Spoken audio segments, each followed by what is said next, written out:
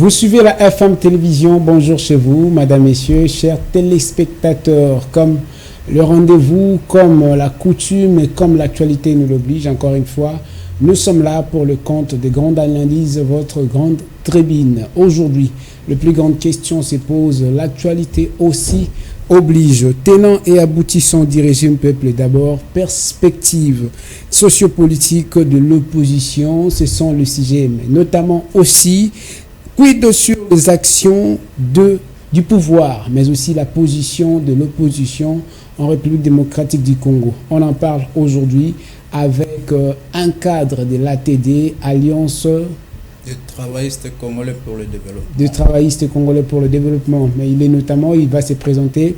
Bien sûr, messieurs Molenge Mapeta, il est cadre communicateur de l'ATD. Je vous dis bonjour. Bonjour, monsieur Elvis. Comment sentez-vous? Oui, ça va bien. Et la santé du parti? La santé du parti, en tout cas, ça va. Le parti se porte très bien. Les adhésions se font presque chaque jour. Donc, je peux dire que le parti se porte très bien.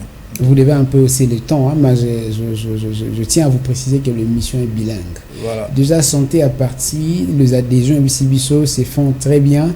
Est-ce que vraiment il y a l'engouement comme c'était avant? Les lois à parti, il y a Ngambu Moko, il y a les Congolais qui adhèrent aussi massivement dans le ATD.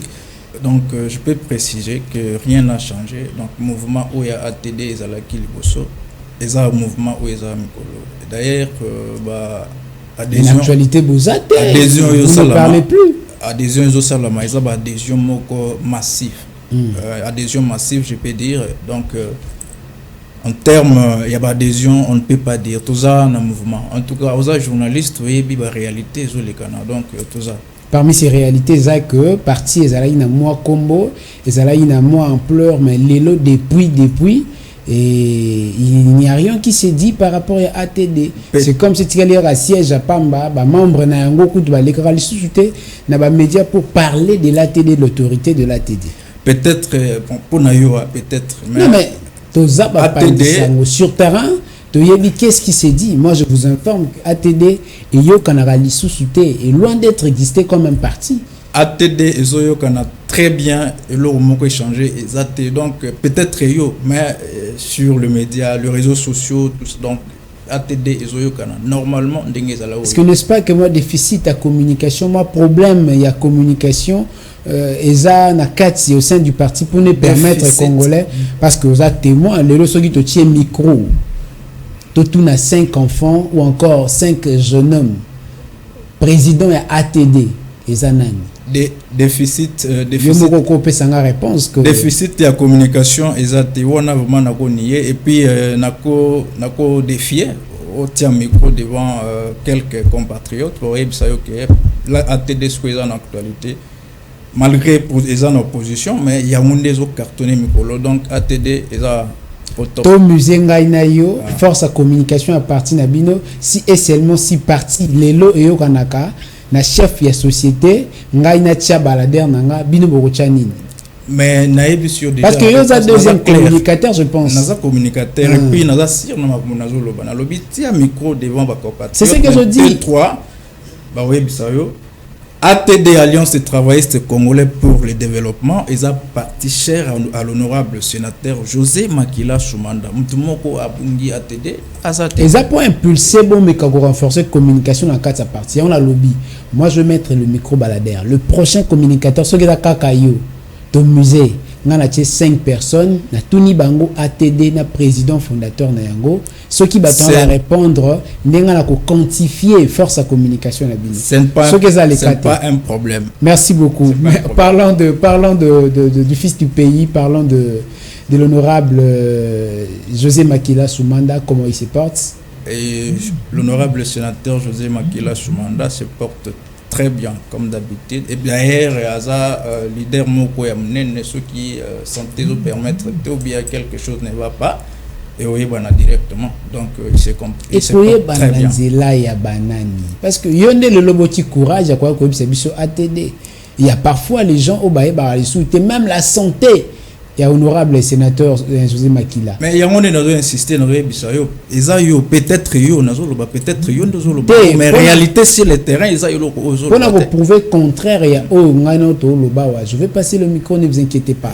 Et maintenant, il y a eu des choses et des rumeurs qui se sont dit autour, il y a position politique, il y a président, il y a parti Nabino. Il paraît que a adhéré à l'Union sacrée. Parce qu'apparemment, c'est comme si vague, il y a adhésion en gros, il y a Péazanakati. Je peux préciser, monsieur le journaliste, que c'est une fausse information. La fausse information en tout cas. Et d'ailleurs, le parti de l'Alliance des travaillistes congolais, à travers ce secrétariat national et la communication, vient de démentir.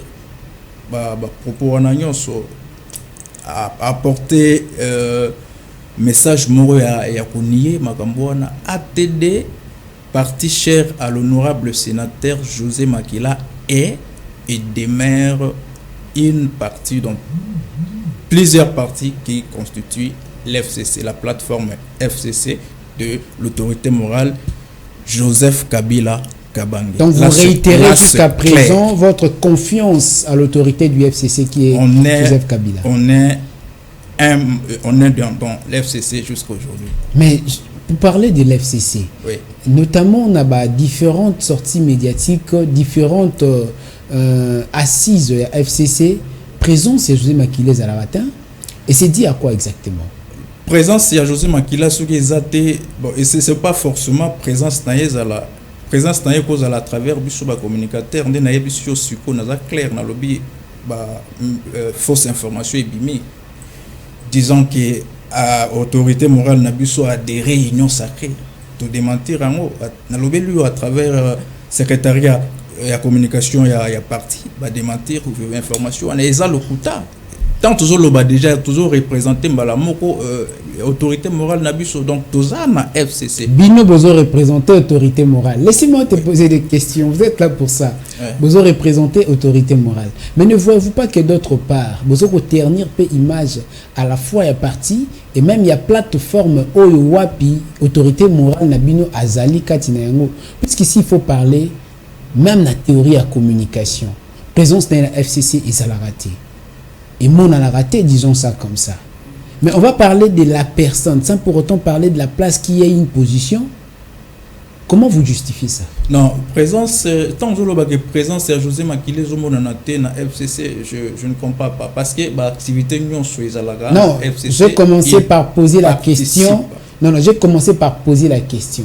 Tout le monde a Ferdinand Kambere, tout le monde a Emmanuel Chadari, tout le monde a Oben Minaku, et j'en passe, sans pour autant parler de la transfige, position au côté de l'Union sacrée. Mais la position de José Makila sous mandat, soit peut-être il n'y a pas poni philosophie à silence comme son maître Kabila, mais réellement, jusqu'à présent, sa position ne se justifie pas. Et que c'est vous qui défendez la position de José Makila. C'est ce que je suis en train de dire. Vous défendez sa position, mais notamment une position qui n'est pas clarifiée. Je suis communicateur de l'Alliance des travaillistes congolais pour le développement. Parti cher à l'honorable sénateur José Makila Soumana. Si je dis que l'ATD est et demeure une formation politique dans plusieurs partis, une formation politique qui constitue le FCC, c'est que José Makila demeure membre de la FCC de l'autorité morale Joseph Kabila jusqu'à aujourd'hui. Je suis clair, je suis communicateur, je dis bien. Mais je veux qu'on s'entraide. Concernant sa position, je pense que je suis clair là-dessus. Mais moi, je veux qu'on s'entraide. Vous parlez de la personne de José Makila, qui est l'autorité politique et morale du parti. Mais en parlant de lui, c'est son image de marque qui est vendue par vous, n'est-ce pas? Mais tant que vous avez sur identité, l'image de marque, il est où il a quelle place dans Katia FCC? C'est la raison pour laquelle même moi, il y a 3 ans, il y a une histoire politique, il y a un jeu de l'heure, à Romituna, qui est José Makila, à Katia plateforme politique Nini. Et pourquoi est-ce que yo esengi awa o me campé ko clarifier biso lanterne wana pourquoi s'affiche à rater plus dans la réunion, dans la sortie médiatique, dans la déclaration à FCC? C'est ça la question. Non, sortie médiatique, c'est pas forcément tant qu'ils ont parti monnaie, et je le dis souvent, parti politique ATD, ils ont parti mon. Non, je parle de José Makila. Oui. Ils ont parti Malette, c'est un parti politique où ils ont monnaie, ils ont représenté, ils ont des représentants presque partout. Et donc, sortie médiatique. Et pour ça, même dans le communicateur, on est ici. Même dans il y a FCC, José Makila Zate. Non, FCC, je vous ai dit non. Position, il y a José Makila sous mandat, dans FCC, dans EBISIO déjà. Il est et il demeure. Tout porter démenti wana pour nanini. Tu vas comprendre que jusque-là, José Makila a tengamité, a balukité, a za na FCC. Et l'activité nyonso où ils ont réalisé, n'est-ce pas, na FCC, plateforme FCC, a participé. Si ce qui a participé, il faut qu'il y ait une photo, non, a participé à la réunion, non. Les autorités. Pour la démentir, pour la kissi. Parce que tu peux se positionner. Mais la philosophie à Kara. Azana FCC. Philosophie à karaté, Azana FCC. Quand on lobby, on a lobby dans la déclaration moko. La situation politique à Congo, au président José Makila, en tant que membre FCC, à s'afficher.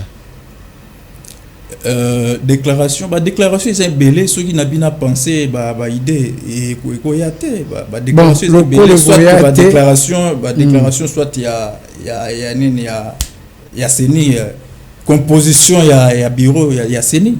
Tu lobby plusieurs fois, il y a lobby plusieurs fois. Azala qui met tout en haut le bas. Soit Azala qui était dans le bas. Merci. Je pense que vous défendez justement votre position, c'est bien. Mais allons-y. Est-ce qu'aujourd'hui, on peut bien parler des avancées sans embâche, sans vergogne, aux peuples, aux molobéli, il y a parti politique. De la même manière que dans Monokoto, dans Malobanao, vous portez aussi la voix de son voix. S'il faut parler, je vais avec mes questions. Voilà. Apparemment, dans la soif, il y a Robert Alisola, il y a Binomoro, Ozobeta Mundambu. Tu n'as pas dit que solo n'a pas été lu au plutôt. Parle-moi, il y a Bissanga Siko. Avancer à régime actuel, dans le régime passé, ce qui est tout ça, la moi différence. Au côté de Kabola, il y a Bino Bosalaki ko le kalelo to lelo leki bino. Bon, s'il faut parler de l'avancée, les avancées plutôt. Bah, allons-y. Il y a un régime passé, il y a un régime actuel. Bon, le roi Batubaza Batubalinga Loku muto ndimela bangura ba avancer zali. Différence za makasi. Tes appo balinga Loku ou parce que vous êtes témoin de ces avancées. Vous comprenez dans le sens je veux que vous soyez clair, hein, voilà. Sans embâche. Avancer Zali par rapport à régime passé. Oui. Alors, il faut comprendre ce régime, il y a Félix Tshisekedi, grâce à ce régime de Félix Tshisekedi, aujourd'hui, la RDC n'a pas sa superficie totale. Vous savez, le 2 345 000 kilomètres carrés. Les lois sont. Est-ce que vous êtes au courant de ça? Ils peuvent avancer. C'est la différence entre régime Kabila. On a des avancées. Non. Il faut pas parler d'avancer, non? C'est ce que je dis, non? Dans le sens où on a l'obéla qui on a ils ont avancé. Non, mais vous aurez dit que le sous Kabila, attendez s'il vous plaît. Sous Kabila, tout ça qui n'a 2 345 000 kilomètres carrés. Sous Félix Tshisekedi, ils ont superficie, on a le lot, ils ont bongoté. Le lot, Bunagan, ils ont occupé. Dans le bas est de la République démocratique du Congo, ils ont occupé. Massissi, Nyiragongo. Ou na village ou na mususu nizala yi 3 déjà toujours yo ka retour déjà il y a 1,23 c'est que superficie est sur 2 345 000. Non mais comment vous justifiez et ça va avancer, c'est grâce au régime actuel qu'on parle aujourd'hui de 16 milliards 16 milliards. Parlons de la situation géographique. Non, attendez, j'arrive. 16 milliards. Alors que 16 milliards au Bazolo Balelo, avec ces 16 milliards-là, le gouvernement était capable de payer le fonctionnaire de l'État. Bon, alors que 4 milliards et Assyrie à Kabila arriéré et Zala quitté. Dites-moi clairement, est-ce que situation au Bazolo Balelo par rapport à la superficie, aux ça la allusion na balkanisation, aux ça la allusion na occupation. Mais pour nous la clair, ils ont plan moko oyo Kinshasa et Kigali, bazalai déjà au courant nango. Ils ont plan il y a balkanisation préparé par votre régime. Photos à la claire. Préparé par le régime Kabila. Ceux qui ont préparé par le régime Kabila, ils ont effectif sous le régime Kabila. Vous parlez d'un plan. On parle aujourd'hui, celui qui est aux commandes, c'est Monsieur Félix Tshisekedi. Mais plan, ils ont préparé après mise en place. Tout ce qui se passe à l'est de la République démocratique du Congo, on peut le dire clairement. C'est préparé sous Félix. C'est Monsieur Félix Tshisekedi qui a mis en place ces plans. C'est un plan. Il y a un accord obscur signé entre Kigali et Kinshasa. On doit être... soyons clairs. Et fini le temps où il y a Kosabatu. Le discours, il y a un discours politicien. En réalité, il y a un plan, pour accomplir. Donc, on a coupé ça par exemple belé pour confirmer que Maramoisa n'a solo. À que Kokot sa RDC na EAC, organisation wana ya communauté d'Afrique de l'Est.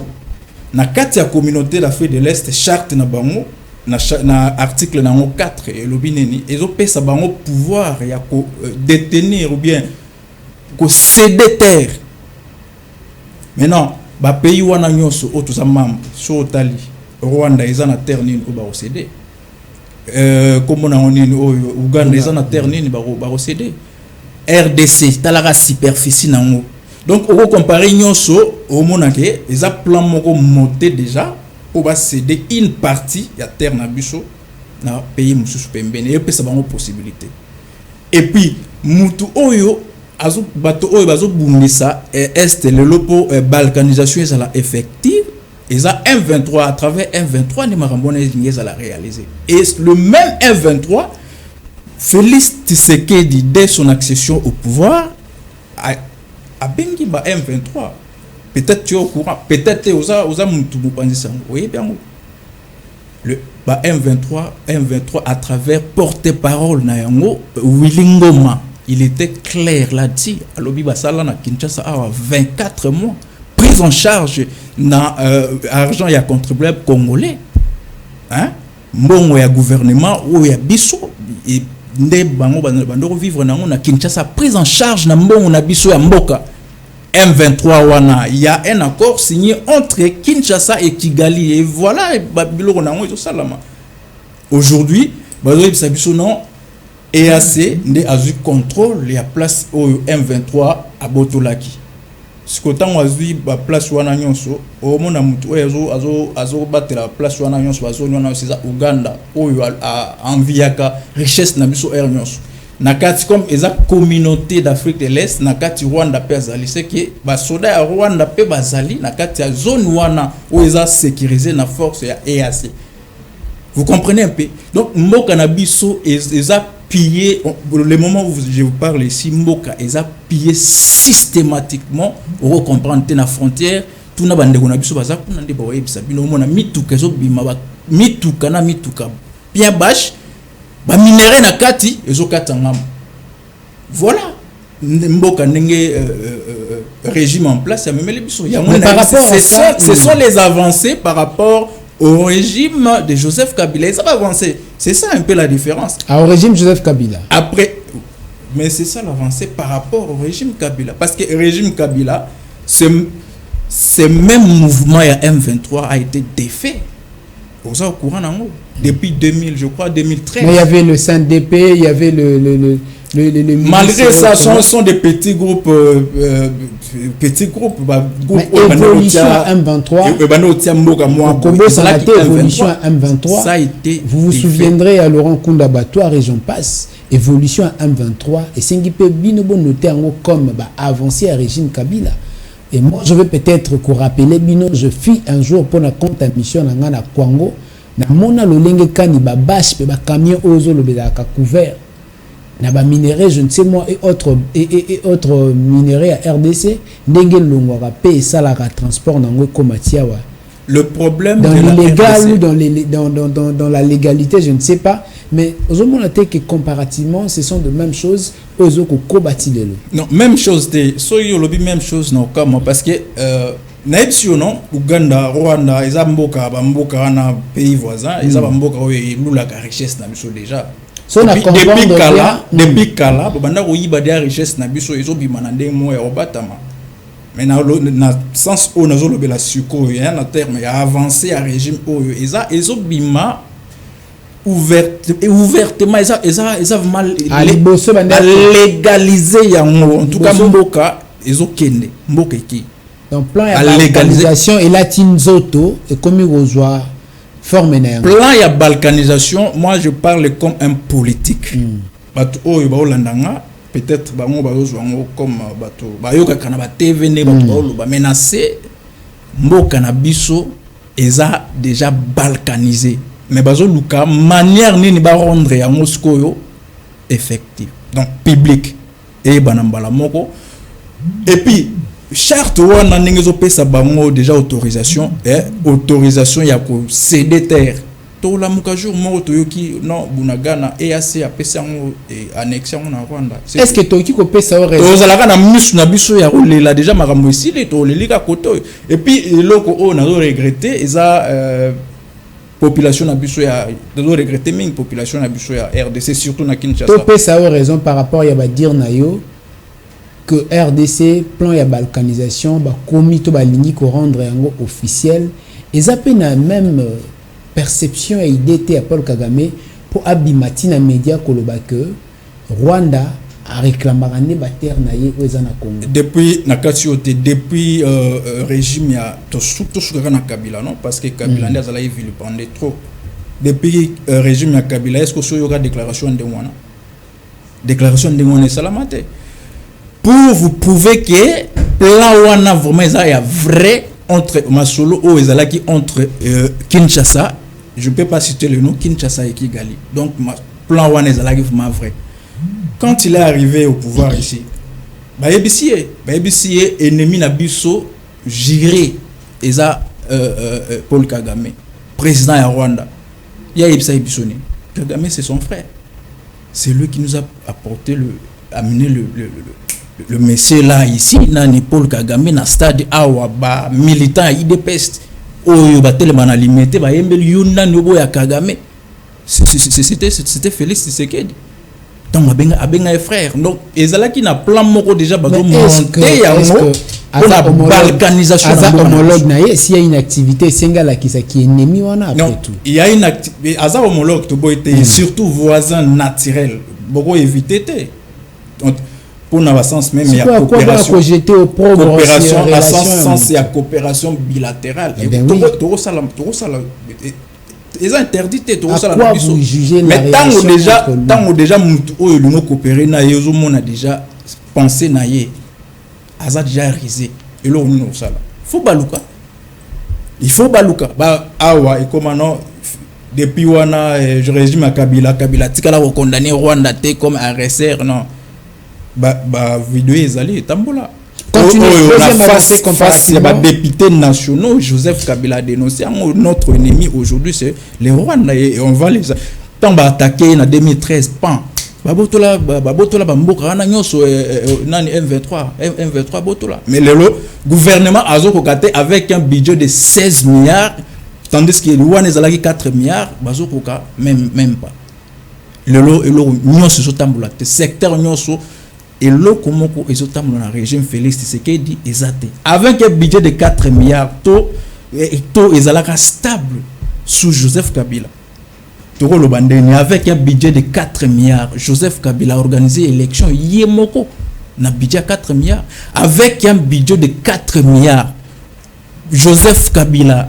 atiki mbongo na nini na caisse à l'état un montant colossal autant ba frapper ba ye ba dilapider nyonso projet à 100 jours oui bien ba dilapider nyonso ke avec ces 4 milliards là Joseph Kabila atiki mboka na biso sans aucune dette extérieure aux courant nango mais on nous parle de plus de 10 milliards déjà de dollars ou déjà to continue faut dette extérieure déjà alors que détournement déjà côté au salama na dette extérieure déjà tout comme 10 milliards déjà to kende ba 12 milliards ce sont des avancées par rapport au régime passé.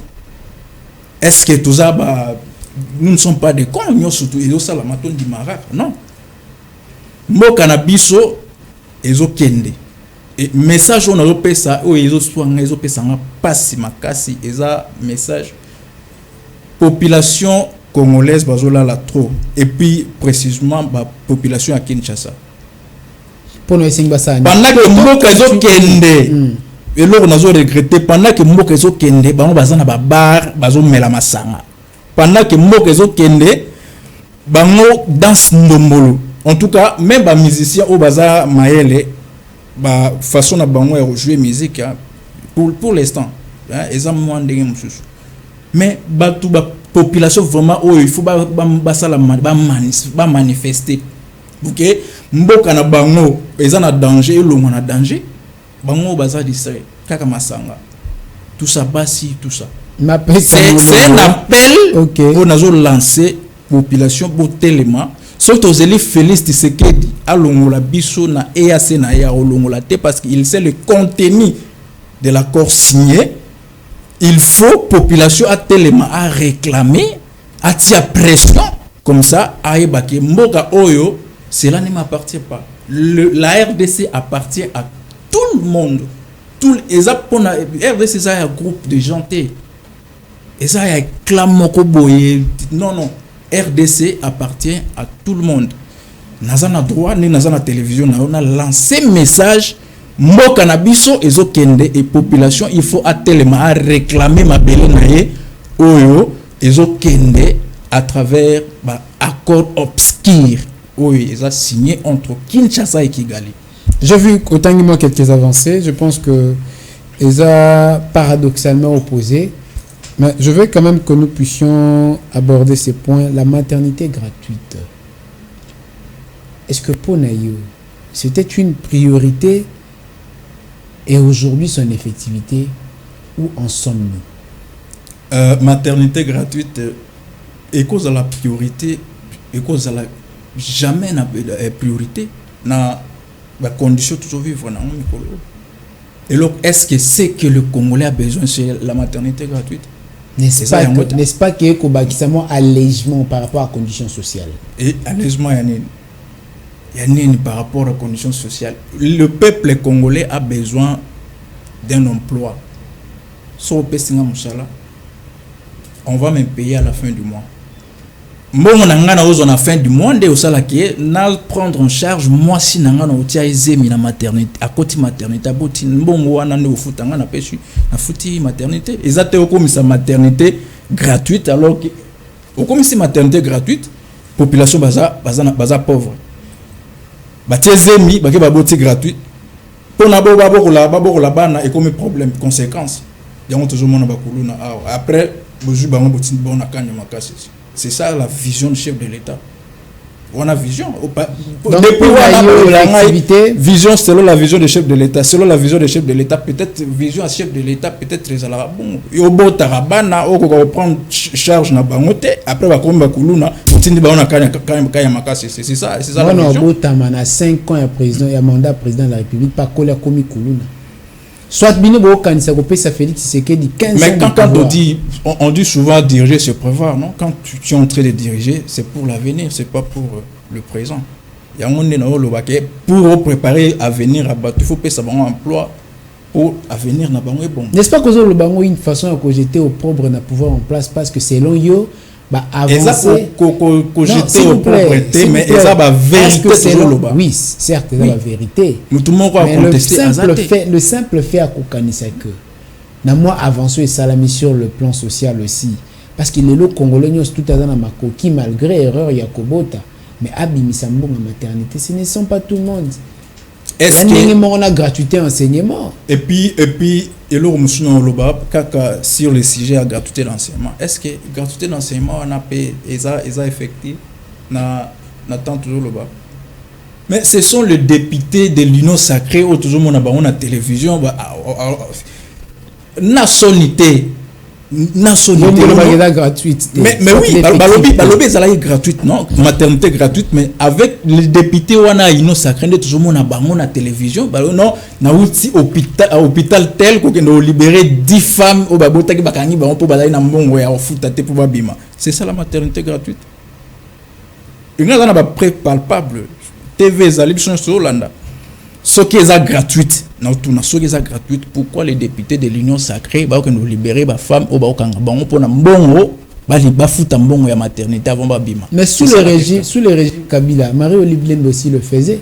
Et là peut-être parce que maternité c'est la gratuite. Non, Olive Lembe azala aussi là comme juste avant reporter aide. De la même manière qu'on peut aussi aider. Mais le gouvernement a annoncé que maternité est gratuite. Mais gouvernement à travers le gouvernement, le chef de l'État lui-même a déclaré la maternité gratuite. Mais la maternité gratuite, député naïe, il y a Union sacrée où il y a palissade, le lot na TV va libérer 10 femmes est-ce qu'il y a de toute façon répondre à la question est-ce effectif oui ou non?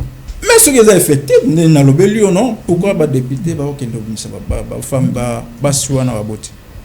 Merci. C'est ça la question. Pourquoi ba que ce qui est fait effectif? La réponse à la question oui ou non.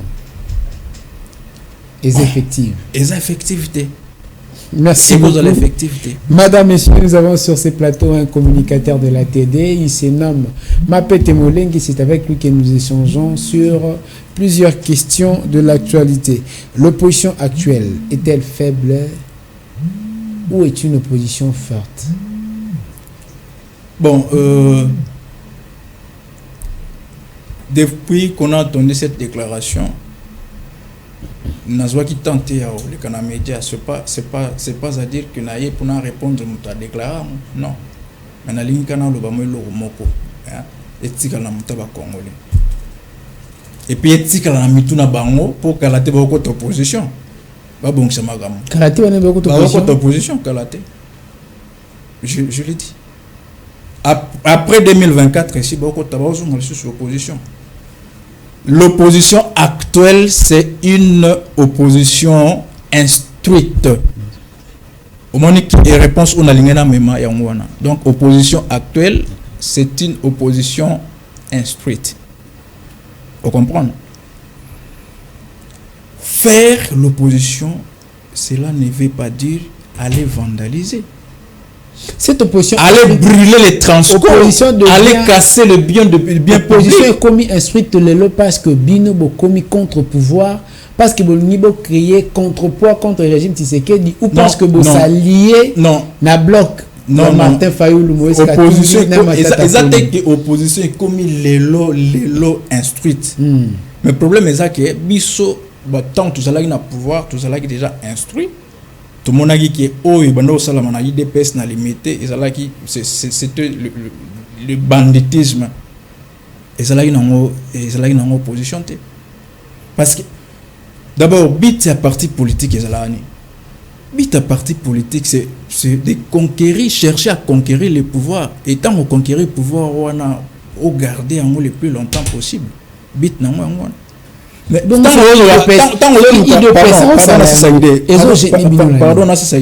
ce que fait l'Union sacrée. Tant on conquérir, ça peut diriger Mokalo. Yango ça l'Union sacrée. Et loko oyo ezali po oyo okuta o diriger yango ba transco les biens publics, Assemblée nationale o bukama to monango en public. Nde yango tant on comme président na obanda. Non, président ça la babilo na union soit presque union soit l'Assemblée nationale. Mais tout le monde a dit bon babuka ki bilo wana to babuki bilo est-ce que on est en opposition pour conquérir le pouvoir parce que le but d'un parti politique c'est de conquérir le pouvoir et ceux qui veulent conquérir pour garder le plus longtemps possible mais pour conquérir ce pouvoir oui mais biloko wana bonye beaucoup tapo avancer mboka tumba ba transco buka bandako bien public. C'est ça l'opposition. Bazo contrer même force de l'ordre, élément à force de l'ordre depuis que biso dans opposition. Aussi mon abiso na mabanga to telemel ba policier faire guerre bala mona ba policier. Mon policier pour l'état ya Kabila policier pour abeta masasi ezalaki pour na ba biloko ndingo na pour azo se protéger. Amoni ke mutu aza devant ye eza civilité aza soldat netinga po aza déjà na bilo nyonso du ndenge azo tindikela ngai faut nga pena luka na se protéger tant abimisi mbuma ezalaki bongo mais biso tous ba opposition tout ça la té neti ba to limité non to toujours corriger makambo ezate que tous a faible mais tout ça la proposition ya intellectuel nous sommes alors comment des opposants instruits. Comment pensez-vous à quoi arriver à l'objectif opérationnel payer la mission d'abino en tant qu'opposition?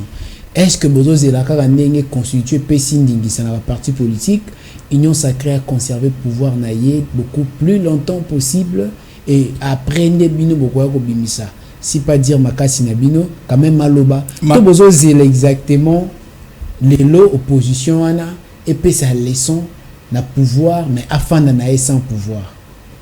Mboka ezotambola te ndeko tango zolo babongo na okama mboka ezotambola te mais bino pas ezotambola te opposition moko pourquoi bolinga ke biso opposition to fanda to tikela mutu wana parce que la constitution a mais bozo ça la marche te si nezate bozo rejoindre vraiment te na ba liberté na ba droit na bino opposition et le ça ba argument non so comme ko pesa peut-être parce que vous manquez la force argument toujours pesa topesi ba argument et belé position instruite to laxi ba position na biso to laxi ba défaite nyonso o eza ya régime en place to laxi ndeni et puis d'abord tu as besoin to kenda to zalaki besoin to kenda ba élection na date oyo eza prévu mais vie composition ya seni tout le monde déjà ils ont moi net va préparer on est comme les gablons de balobaka il y a un individu où il y a eu à placer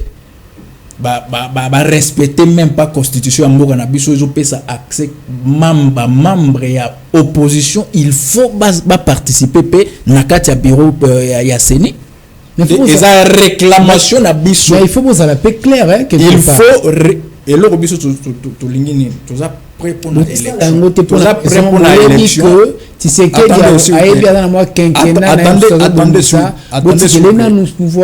attendez s'il vous plaît et le biso toujours linga eza recomposition ya seni wana vous assure que salama et puis so dire eza maramu moko ya tenter si aujourd'hui mais c'est Félix Tshisekedi dit bon na ndima appel ya opposition lelo o makambone usalama et composition usalama pe pamba la moko toke na biso élection mais azolinga ko azana volonté ya organiser élection te ndi azoleka na ba lelo moko nyoka pona ko distraire population. Est-ce que vous êtes sûr que c'est possible? C'est que vous demandez aujourd'hui na pouvoir mais c'est constitutionnel. C'est possible tout exact que vous pensez mais c'est constitutionnel, il faut opposition à participer. C'est ça. Bureau ya Seni et cause à la composé seulement la membre majorité. Et au cas où Seni a sali angote, bino meandre to méthodologie de cause à la nim. Mais au cas où Seni a sali angote, avec cette Seni là, tu es déjà que mutu oyo à cause à préparer tricherie pour atikala. Et ça y est, ça sera un et ça l'ango important to qui ne tient pas voir na biso poto et tout ça l'élection dernière beaucoup ça la nini puisque vous devez avoir binomoko ba borna ba mesure au bon ça là et l'autre ça là et l'autre ça là exact mais revendication kaka c'est le droit constitutionnel il faut c'est pas que l'autre ni borosa lobi auto de la mutute c'est un droit constitutionnel tu as échappé dans moté au moins il a privatisé institution et la République démocratique du Congo et comment on dirait l'autre non mais c'est droit constitutionnel que vous réclamez aujourd'hui c'est un droit constitutionnel donc on ne peut pas changer toujours 5 mais c'est une obligation tout c'est une récomposition ya kaka bino nde bozo ko accuser le régime Tshisekedi azo ko respecter même leitmotiv n'était état de droit. Comment est-ce que vous parvenir ya ko luka ko réclamer ba droit na bino na régime o yazo même pas ko respecter ba constitution en fait ba disposition à constitution république. Mais l'opposition, quand la majorité ne respecte pas la constitution, qu'est-ce que l'opposition peut faire? C'est seulement dénoncer. Et tant toujours dénoncer, tout bazali, témoin bazali, ne toujours dénoncer. Et la preuve en est que Makambo au marché peut-être, les ont marché. Au moins il va dire j'aurais un défi. On n'a pas dirigé mort en a défi qui moi il y a un demande un résultat parce que ma PK c'est ça. On n'a pas pu aborder. On peut pas diriger mort en a défi. Merci. C'est un droit constitutionnel. Oh, il faut tout respecter. Mapeta Molenge, merci beaucoup. On n'a pas pu aborder toutes les questions liées à l'actualité, mais je vais vous poser 2 dernières questions, à savoir premièrement, est-ce que ce serait une meilleure solution s'il faut déclarer la guerre contre le Rwanda? La seule solution qui reste aujourd'hui, c'est de déclarer la guerre contre le Rwanda. Là, ça m'engage. Vous devez savoir que dans la guerre, il y a ceux qui perdent, il y a ceux qui gagnent. Mais si vous perdez. C'est ça. Tozeli, diplomatie agissante.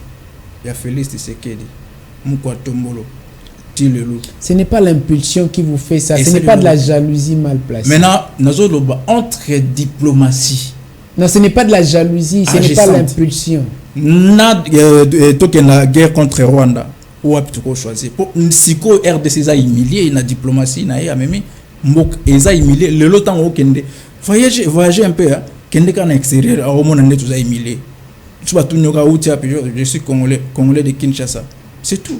Donc, manière kabota la yo comprendre que tout ça na valeur té sous le régime oyo nyonso eza obeba tout ça na valeur le souté.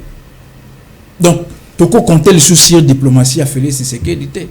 Et puis solution wana poto zwango na guerre wana ezate il faut associer force ya EAC ba force EAC oyo na kati Uganda na Rwanda o ba ko envier et puis va déclarer ma belé na biso fo ba zwango et ça la maté poto longa ngoi to longa kana ba militaire na biso mongo oyo ba opesa ba militaire oyo combien ba futa ba militaire wana ya force ya EAC ba futa ba combien.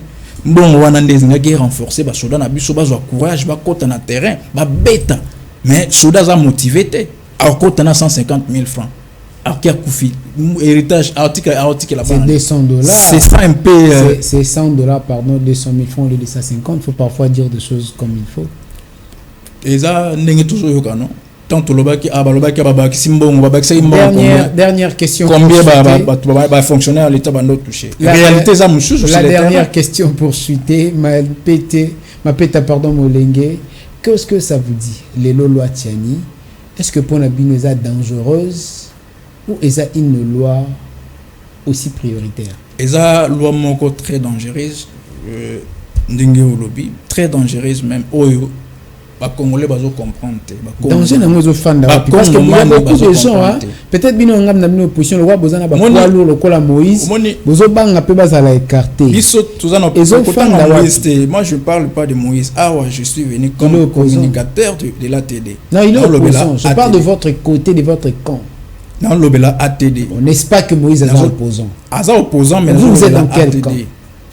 Et d'ailleurs Moïse a une plateforme na biso FCCT pour soki na lobeli na lobela parti na ATD na za communicateur soit plateforme na biso FCC dans l'FCC en dehors il y a Kabila et Mokuta lo baraté peut-être yon deux lobango mais na bazo banga tant ba banga tinde ba banga wana eza pona depuis départ na pouvoir à loba combien de fois exemple on a opé ça pour et l'accepter danger. Pas à mes questions. Attendez s'il vous plaît, attendez, exemple on a opé ça pour l'accepter danger la loi wana eza moni abe kanda Blaise Kanda auto ça la émission moko wana journaliste Israël Mutombo voilà yo no tankombo oui auto ça là et là on a aimé aza politicien mais là on a aimé zanine alobi aza pour bato bazo soutenir loi wana ya Tiani et puis na suka lobi aza pe contre bato bazo soutenir loi wana za pour za pe contre.